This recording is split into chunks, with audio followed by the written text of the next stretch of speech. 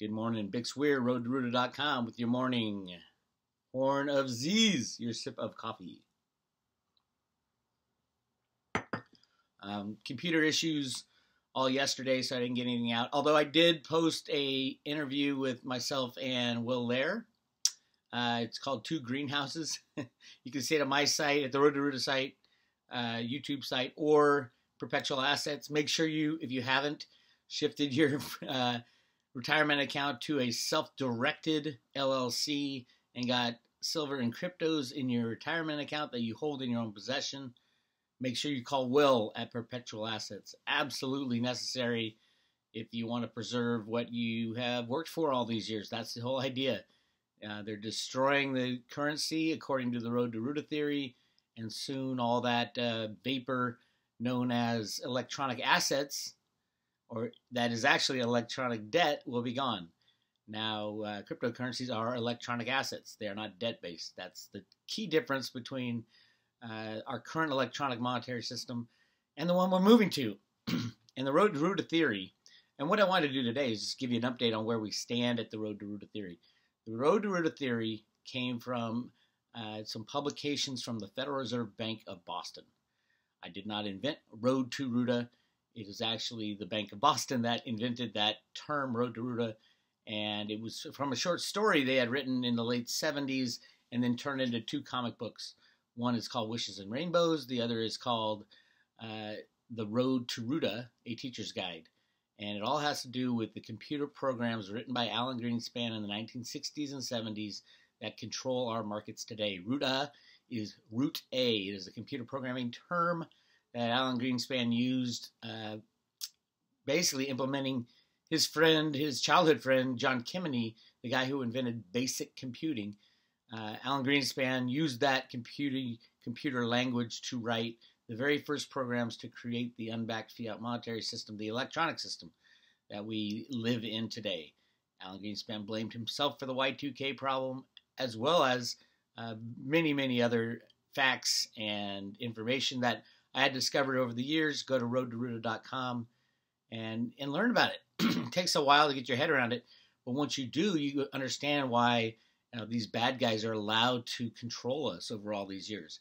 It was never that the United States wanted to give up its sovereignty, or that the Congress didn't know what was happening. Absolutely, they knew what was happening, but there was nothing they can do about it. There was nowhere to go. We were basically boxed in after Woodrow Wilson signed the Federal Reserve Act. Federal Reserve Act was a cover, really. The problem at the time was they found a massive hoard of gold in the Grand Canyon, billions and billions and billions of ounces. Yes, I said billions of ounces of gold in the Grand Canyon. In the really early 1900s, they could not introduce them to the monetary system because there was only 100 million ounces of gold circulating in the world as money at the time. So a decision was made to hide it there and create the Federal Reserve Bank. Yes, G. Edward Griffith's book, Creature from Jekyll Island, is exactly what happened, but what he fails to talk about in that book is what they discussed. And what they discussed was all this gold in the Grand Canyon would have destroyed society as we know it. The monetary system would have been flooded with gold, and the whole social order would have been destroyed. So the United States decided to lock it up, put it in the Grand Canyon, let nobody go there. Nobody has been there. Well, there's a military base there. Nobody outside has been allowed to go into this part of the Grand Canyon and see all this massive amounts of gold that were not mined. There was a landslide that covered up most of it as they were mining the seam. There was a big seam within the wall of one of the canyons, and they were mining it, and the whole thing fell down. And remember, this is the early 1900s, and even to get to the Grand Canyon would take weeks, and it was brutal, and there was no railroad tracks going into the Grand Canyon at the time. Since then, everything was built out to try to get that gold out, but when the landslide happened, they decided, let's just lock it up here, and we'll hold it for the future. We'll create this thing called the Federal Reserve Bank, and we'll allow them to print money at will, and at some point, we'll go back to a gold standard, but for now, we're just going to lock this up. And that's why the United States in the 20s and 30s was giving away all their mining equipment and shutting down all their mines because they wanted to use the rest of the world's natural resources first. That's why every time there's a big find of gold or silver or oil, especially in the United States, we lock it up in a natural wildlife preserve or a military base. It was done in the Anwar province in Alaska. It was done in Chocolate Mountain down in Southern California by Dianne Feinstein. Huge gold find there. There's massive amounts of gold. I know all my gold bug friends hate when I say that, but it's true. You just got to look at the evidence. Read Gold Warriors, Peggy and Sterling Seagrave's book on all the gold found in the Philippines that was hidden by Yamashita, the Japanese ruler.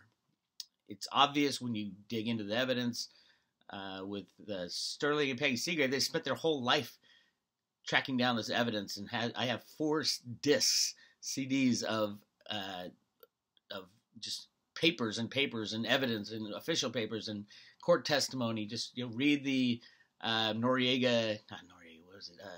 the Marcos trials and the investigation into the gun running in the Iran-Contra hearings. All of that they talk about all the Yamashita gold. I don't know why nobody believes it. Gold bugs are just so set in their ways. So the idea of the road to RootA was to go back to a gold standard. But everybody knew that if that was done, the old system would fall apart and many millions would die within the United States. So no one's had the balls to actually do it.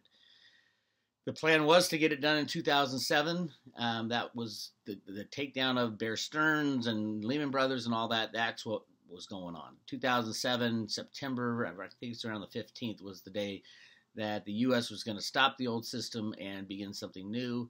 Hank Paulson went to Congress, freaked them all out, saying, hey, millions will die if you do this. Absolutely, they would have died. When you take away the just-in-time delivery system, there's no food, there's no water, there's no communications, there's no internet. We are absolutely reliant upon the flow of fiat money through the economic system to keep it going. So those of you wondering, how could there be any good guys in the U.S. government if the bad guys have been in charge for so long? That's exactly how. The reason they're still in charge is because we're too afraid to shut this down because millions will die and it'll cause social chaos.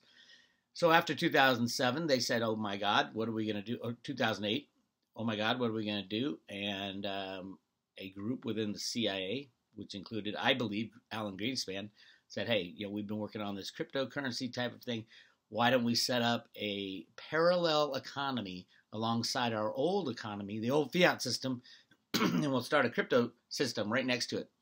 And so that when the crash does happen, the old system dies, we have someone to move to very quickly, and we don't have to, you don't even have to go on to a gold standard.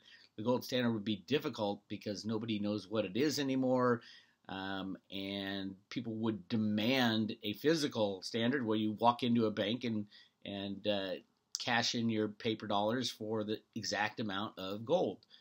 That's because all trust will be lost. That was the plan. And in the Federal Reserve Bank documents, this book called Banking Basics, that's exactly what they're doing. Walking into banks, pictures of kids walking into banks with paper dollars and I think it's 19 1-ounce gold pieces. Again, go to roadtoroota.com to do more research if you're interested in that stuff. But that was the plan all along. So when the cryptocurrencies came along and they thought they could implement a crypto standard and a crypto economy right next door, they said, let's give it a try. It's better than 100 million people dying in the U.S. or around the world when we crash the old system. So that is what's going on. A new system is being built right next to the old system, and we keep trudging along. No, China's not going to ban it. No, the United States are not going to ban it. The good guys, as I call them, are taking out the bad guys, the Bushes and the Clintons and the Rockefellers and the Rothschilds. Most of them are so old it doesn't matter anymore. But basically the criminality, they're attempting to remove the criminality. I don't know if it's going to work. I do not know if it's going to work. If it does not work, if they can't implement the crypto economy right next to our current economy, then we're talking Mad Max type of crash. Because you can't fix the old system and pull out all the bad guys without crashing everything. So that's what we get to deal with. And who can we blame? We can blame a lot of people going back to before Woodrow Wilson. But is this a situation that we can get out of? Absolutely. We can get out of it if we embrace the cryptos and it keeps moving forward. And yes, they will be slowed down all the time because they don't want a small amount of people owning all the crypto and then everybody else getting the scraps.